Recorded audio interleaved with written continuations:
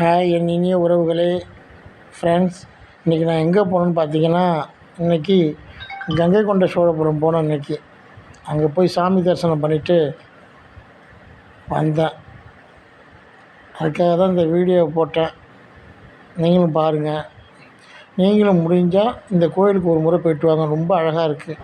இந்த வீடியோ பிடிச்சிருந்தா கமெண்டில் கண்டிப்பாக சொல்லுங்கள். வணக்கம்.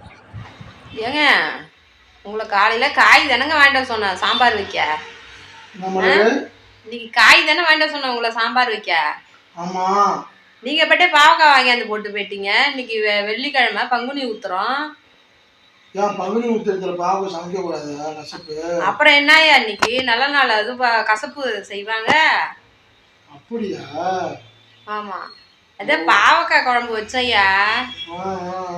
நான் சாப்பிட்டேங்க, ஒரே கசப்பா இருக்குங்க. ஓ, நீங்க சாப்பிட்றீங்களே, உங்களுக்கு கசக்கலைங்க?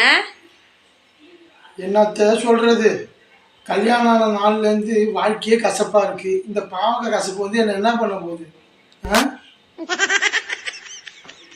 நாளைக்கும் இதே குழம்பே வைக்கிறையா, பாவக்காய் வெட்டி போட்டு டெய்லியும் இதே சாப்பிடு நீனு.